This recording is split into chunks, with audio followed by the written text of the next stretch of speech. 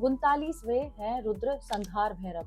इनकी कथा है, जब कोई साधक शिव साधना के अंतिम चरण पर पहुंचता है, तब शिव संहार भैरव के रूप में प्रकट होकर साधक के अहंकार, माया और प्रारब्ध का संहार करते हैं। और इसके पीछे का जो उद्देश्य है भगवान का, आत्मिक जन्मों के बंधनों को नष्ट करना होता है और संदेश देना होता है, आत्मा की मुक्ति केवल तब होती है जब सभी बंधन नष्ट हो। शिव वही करते हैं। अब बात करते हैं रुद्र के 40वें अवतार की, त्रिलोचन रुद्र। अब इसके पीछे की जो कथा है, तीनों लोकों, तीनों कालों, भूत भविष्य वर्तमान और त्रिगुणों सत्व रज तम को देखने वाला 3 नेत्रों वाले रुद्र, ये त्रिलोचन है। इस रूप के पीछे का जो उद्देश्य था वो था पूर्ण दृष्टि से धर्म की संस्थापना और संदेश देना कि शिव की दृष्टि में कुछ भी छिपा नहीं है। 41वें वैराग्य रूप रुद्र की बात करते हैं। इसकी कथा है, जब ब्रह्मा ने संसार बनाया तब शिव ने कहा, मैं सृष्टि में नहीं उलझूंगा, मैं संन्यास, वैराग्य और मोक्ष का मार्ग दिखाऊंगा। और वे जंगलों के शमशानों में रमण करने लगे। इसके पीछे का जो उद्देश्य था वो था विरक्ति और मुक्ति का आदर्श बनना और संदेश देना, जो सब में होकर भी किसी से बंधा न हो, वही शिव है। अब बात करते हैं 42वें रुद्र अवतार की, अकाल रूप रुद्र। और इसके पीछे की जो कथा है वो है, जब मृत्यु अकाल समय से पहले आने लगे तो शिव ने मृत्यु की दिशा को ही रोक दिया है।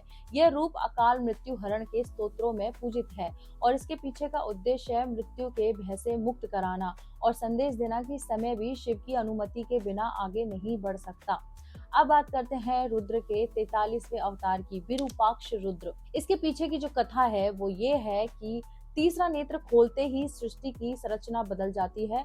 यह है विरूपाक्ष, अर्थात जिसकी दृष्टि भेद कर देखती है। और इनका उद्देश्य था इस रूप को लेने के लिए अंत दृष्टि और विकृति का नाश करना और संदेश देना, जो भीतर तक देखे वही सच्चा दृष्टा होता है।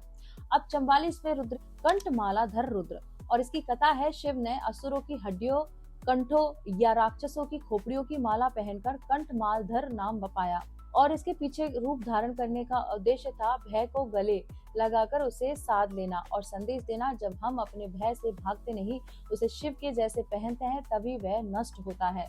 शिव के हर रूप में एक लीला, एक ज्ञान और एक जागरण है। बात करते हैं रुद्र के 45वें अवतार की, अर्धनारीश्वर। इसके पीछे की कथा है, ब्रह्मा जी ने शिव से पूछा, सृष्टि में स्त्री और पुरुष कौन श्रेष्ठ है। उत्तर में शिव ने अपना आधा शरीर पार्वती को समर्पित कर दिया। स्त्री और पुरुष दोनों के बिना सृष्टि अधूरी है और इसके पीछे का जो उद्देश्य था वो था स्त्री पुरुष का समत्व, शक्ति और शिव की एकता और संदेश देना, शिव और शक्ति एक हैं, विभाजन केवल दृष्टि का भ्रम है, उन्हें अलग रूप में देखना वो लोगों की दृष्टि का भ्रम है। अब बात करते हैं 46वें रुद्र की, नागनाथ, नागेश्वर।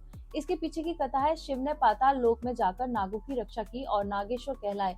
वे स्वयं अनंत नागों पर विराजते हैं और इसके पीछे का उद्देश्य था रूप का धारण करने का कि भय और कुंडलिनी चेतना पर अधिकार पाना और अधिकार बताना और संदेश देना कि शिव भीतर की सोई शक्ति को जागृत करते हैं।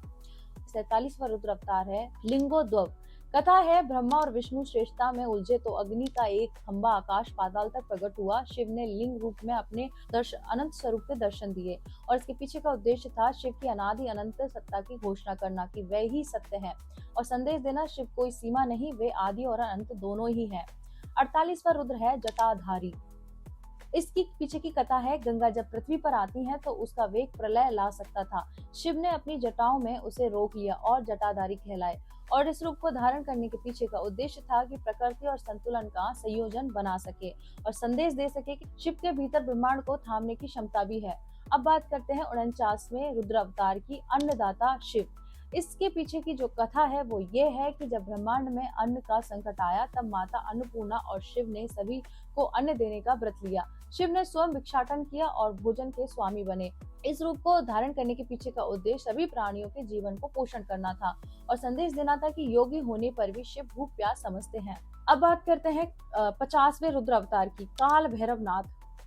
इसके पीछे की जो कथा है वो ये है कि शिव का यह भैरव रूप विशेष रूप से काशी का रक्षक है। कहा जाता है काशी में मृत्यु भी मोक्ष देती है क्योंकि काल स्वयं वहां शिव की अनुमति से ही प्रवेश करता है और इसके पीछे का उद्देश्य है कि काशी की रक्षा करना, मोक्ष प्रदान करना और हमें संदेश देना कि जो काल से ऊपर है वही शिव है।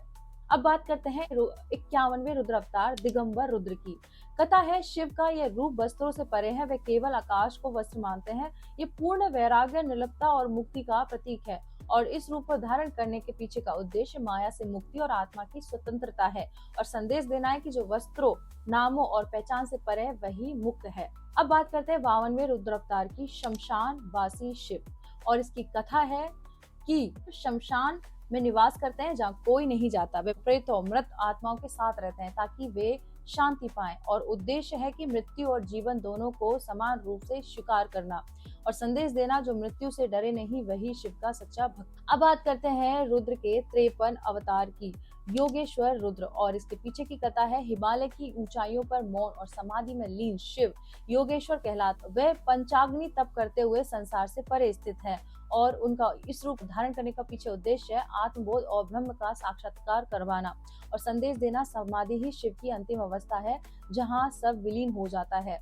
अब बात करते हैं रुद्र के 54वें अवतार की, भिक्षाटन रुद्र अवतार। और इसके पीछे की कथा है, ब्रह्म हत्या के पाप से मुक्त होने हेतु शिव ने भीख मांगते हुए संसार में भिक्षाटन किया। यह रूप पूर्ण अहंकारहीन और अत्यंत विनम्र था और इसके पीछे का जो उद्देश्य था वो ये था कि पाप से मुक्त होने हेतु आत्मसमर्पण करना था और संदेश देना कि ईश्वर भी यदि कोई भूल करे तो उसे स्वीकार कर प्रायश्चित करते हैं। अब बात करते हैं 55वें रुद्र अवतार, शर्व अवतार की। इसकी कथा है कि शर्व नाम का उल्लेख ऋग्वेद में आता है जिसका अर्थ है वह जो बाण से नाश करता है। यह रूप प्राचीनतम शिव स्वरूपों में से एक है और उसके पीछे का जो उद्देश्य है वो अधर्म का अचूक विनाश करना और संदेश देना है कि जब विनाश धर्म की रक्षा के लिए हो तब वह पवित्र होता है। और इस रूप की जो विशेषता है वो यह है कि वह धनुषधारी, तेजस्वी और मौन पर घातक है। अब बात करते हैं 56वें रुद्रेश्वर अवतार। जब रुद्र के सभी रूप एक साथ प्रकट होते हैं तब वे रुद्रेश्वर कहलाते हैं, सर्वशक्तिमान, सर्वरक्षक। और इसके पीछे का शिव की समग्रता का अनुभव कराना और संदेश देना। शिव के सभी रूपों में रुद्रेश्वर की अंतिम सत्ता है और इस रूप की विशेषता है कि 11 रुद्रों का समागम ज्योति से प्रकट होता है। अब बात करते हैं रुद्र के 57 अवतार की, ग्रहेश्वर अवतार। जब नवग्रहों में उथल पुथल मची तब शिव ने उन्हें नियंत्रण में लेने के लिए ग्रहों के अधिपति रूप में प्रकट होकर उन्हें धर्म का पालन सिखाया और इसके पीछे का उद्देश्य था ज्योतिषीय शक्तियों का नियंत्रण करना और संदेश देना, जो शिव को शरण में ले उस पर कोई ग्रह प्रभाव नहीं डाल सकता। और इस रूप की विशेषता है सूर्य चंद्र के साथ रथारूढ़ नवग्रहों के अधिपति भी हैं। अब बात करते हैं 58वें रुद्र अवतार की, तांडेश्वर अवतार। और इसके पीछे का जो कथा है वो ये है कि शिव ने जब संहार के लिए प्रचंड तांडव किया तब सभी दिशाएं कंपित हो गईं। वह तांडव रूप तांडेश्वर कहलाता है और इसके पीछे का जो उद्देश्य था महादेव का वो ये था कि जड़ चेतना को हिला देना था और संदेश देना था कि जब संसार सो जाए तब शिव नाचकर उसे जगा देते हैं। जो विशेषता है वो ये थी कि डमरू, अग्नि, तृतीय नेत्र और नृत्य मुद्रा में इसको चित्रित किया जाता है या इस रूप को प्रदर्शित किया जाता है। अब बात करते हैं 59 कनकधारी रुद्र अवतार की और इसके पीछे की कथा है। कहा जाता है कि एक बार भक्त ने अपनी संपत्ति से शिव की सेवा की तो शिव ने कृपा करके उसे कनक सोना वर्षा दिया। इस रूप को कनकधारी कहा जाता है और इसके पीछे का उद्देश्य था भक्ति से समृद्धि को दिखाना कि भक्ति से सब कुछ पा सकते हैं और संदेश देना शिव केवल सन्यासी नहीं, इच्छित फलदाता भी हैं। और इस रूप की विशेषता है कि स्वर्ण वृष्टि करते हुए रूप में धन की कृपा देने वाले शिव। अब बात करते हैं 60 ज्वालेश्वर रुद्र अवतार की, जो 60 नंबर पे है। इसकी कथा है कि अत्याचारी राक्षसों ने जब अग्नि तत्व को भ्रष्ट किया तब शिव ने ज्वालेश्वर रूप में प्रकट होकर उन्हें अग्नि में भस्म किया और इसके पीछे का उद्देश्य था भीतर और बाहर की अग्नि को शुद्ध करना और संदेश देना। शिव की ज्वाला ज्ञान और संहार दोनों का काम करती है और रूप की विशेषता थी कि अंगों से अग्नि निकलती हुई नेत्रों से ज्वाला निकल रही है। अब बात करते हैं 61 रुद्र की। भूतनाथ के 5 भयानक रूप, पंच भैरव। शिव के भैरव रूपों में 5 भयानक स्वरूप प्रमुख हैं। संहार भैरव मृत्यु के संहारक हैं, क्रोध भैरव रौद्रता का नियंत्रण करते हैं, रक्त भैरव बलिदान में तांत्रिक भक्ति, उग्र भैरव रक्षात्मक रूप में, कपाल भैरव शव साधना के लिए उन्होंने ये धारण किया रूप और इसके पीछे का उद्देश्य था विशिष्ट तांत्रिक शक्तियों की प्राप्ति और संदेश देना कि शिव भयावह दिख सकते हैं पर भीतर करुणामय होते हैं, किसी भी रूप में हो। अब बात करते हैं 62 रुद्र अवतार की, प्रलंकारी रुद्र। इसके पीछे की जो कथा है वो है जब सृष्टि की आयु पूरी होती है तब शिव अपने प्रलंकारी रूप से संपूर्ण ब्रह्मांड को शून्य में जाते हैं और इसके पीछे का उद्देश्य है अंत और पुनः आरंभ की घोषणा करना और संदेश देना। हर अंत शिव की लीला का हिस्सा है।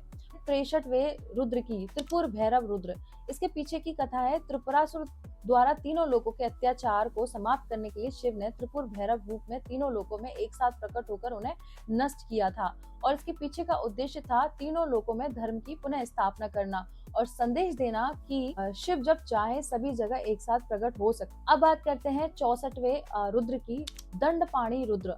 इसके पीछे कथा है, जब स्वर्ग और मृत्यु लोक के राजा अनुशासनहीन हो गए, तब शिव ने अपने हाथ में दंड मतलब छड़ी गदा लेकर अनुशासन स्थापित किया। और इसके पीछे का उद्देश्य था धर्म के अनुशासन की रक्षा करना और संदेश देना कि शिव केवल प्रेम नहीं, नीति और अनुशासन भी है। 65वां है योग दक्षेश्वर महादेव का रुद्र अवतार। कथा है, जब भक्तों ने शिव से प्रश्न किया, क्या आप हमारे योग और क्षेम की चिंता करते हैं, तब शिव ने योग और क्षेम की रक्षा के लिए यह रूप प्रकट किया। और इसके पीछे का उद्देश्य था भक्तों की साधना और उनके जीवन की रक्षा करना और संदेश देना कि जो सच्चा साधक है, शिव उसके हर कर्म और फल की व्यवस्था स्वयं खुद करते हैं। और इस रूप की जो विशेषता है वो ये है कि अभय मुद्रा, ध्यानरत मुद्रा में योग शक्ति के स्वामी के रूप में दिखाया गया है। अब बात करते हैं 66 रुद्र अवतार की, पंचवक्त्र रुद्र। और इसके पीछे की जो कथा है वो ये है कि शिव ने अपने 5 मुखों से वेदों की रचना की। ईशान, तत्पुरुष, अघोर, वामदेव और सदोजात, यह रूप संपूर्ण ज्ञान के स्त्रोत्र हैं। इसके पीछे का जो उद्देश्य है भगवान का वो है संपूर्ण सृष्टि के पंच तत्वों की व्यवस्था करना और संदेश देना कि 5 मुखों से निकली हर वाणी ब्रह्म ज्ञान है। और इस रूप की जो विशेषता है वो यह है कि 5 मुख 10 भुजाएं सभी दिशाओं को नियंत्रित करते हुए दिखाया गया है। अब बात करते हैं 67 रुद्र अवतार की, ऋतंभरा रुद्र।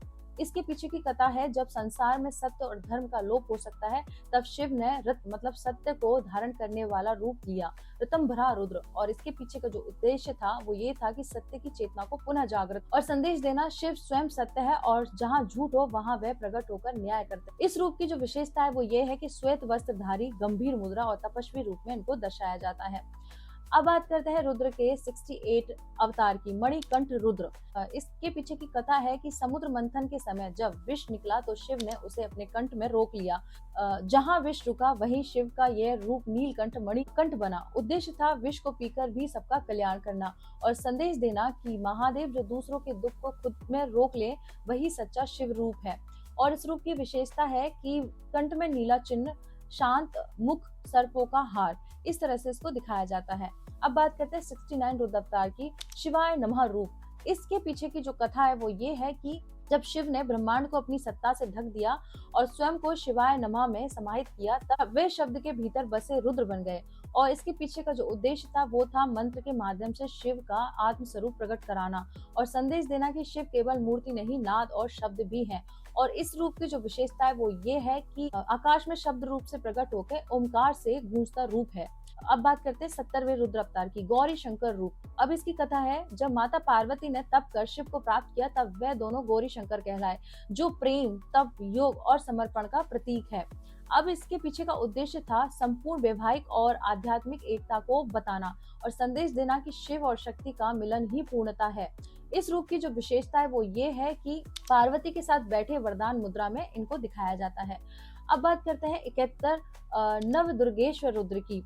इसके पीछे की जो कथा है वो ये है, नवरात्रि के समय जब माँ दुर्गा नव रूपों में प्रकट होती है तो उनकी साधना की रक्षा हेतु शिव स्वयं नव दुर्गेश्वर बनकर सख्य रूप में उपस्थित होते हैं। और इसके पीछे का उद्देश्य होता है कि शक्ति की साधना को सुरक्षित और सफल बनाना। इसके पीछे का संदेश है कि शक्ति के बिना शिव नहीं, शक्ति की साधना में शिव रक्षक होते हैं। इस रूप की विशेषता है कि प्रत्येक दुर्गा रूप के पीछे अज्ञात शक्ति रूप में उन्हें दर्शाया जाता है। अब बात करते हैं 72 रुद्र की, शेवाधारी रुद्र। इसके पीछे की कथा है, जब एक महान तपस्वी ने शव को ही जीवन का साधन माना, तब शिव ने प्रकट होकर समझाया कि शव तभी सार्थक है जब उसमें शिव का चेतन भरा हो। और इसके पीछे का उद्देश्य था मृत देह और चेतना के भेद को दर्शाना और संदेश देना, शव वही है जिसमें शिव नहीं और शिव वही है जो शव में भी जीवन भर दे। और इस रूप की विशेषता है, शव पर ध्यान मग्न मुद्रा भस्म से लिप्त हुई दर्शाई जाती है। अब बात करते हैं 73 रुद्र, निरक्षर रुद्र की। इसके पीछे की जो कथा है वो है, शिव का ये रूप शब्दों से परे है। जब कोई साधक सभी मंत्रों, ग्रंथों और भाषाओं से परे चला जाए तब शिव निरक्षर स्वरूप में प्रकट होते हैं। इसके पीछे का उद्देश्य है मौन में ब्रह्म का अनुभव करवाना और संदेश देना कि ब्रह्म को केवल पढ़ा नहीं, जिया और मौन में जाना जाता है। और इस रूप की विशेषता है मौन मुद्रा, वाणी रहित, दिव्य तेजस्वी ध्यान स्वरूप में इन्हें दर्शाया जाता है। अब बात करते हैं 74 रुद्र की, ध्यानेश्वर रुद्र। इसके पीछे की जो कथा है वो ये है कि जब ब्रह्मा स्वयं ध्यान में असफल हुए, तब शिव ने उन्हें ध्यान की सही विधि सिखाई। तभी शिव ध्यानेश्वर कहे गए और ध्यान के आचार्य बने। इसके पीछे का जो उद्देश्य था उनका वो ये था कि ध्यान को जीवित का केंद्र बनाना था और संदेश देना था कि जो ध्यान में है वही शिव है। और इसके रूप की जो खासकर विशेषता है वो यह है समाधिस्थ नेत्र अर्धमुद्रित शिवलिंग के समीप दर्शाना। आगे की रुद्रों की बात हम नेक्स्ट वीडियो में करेंगे। तब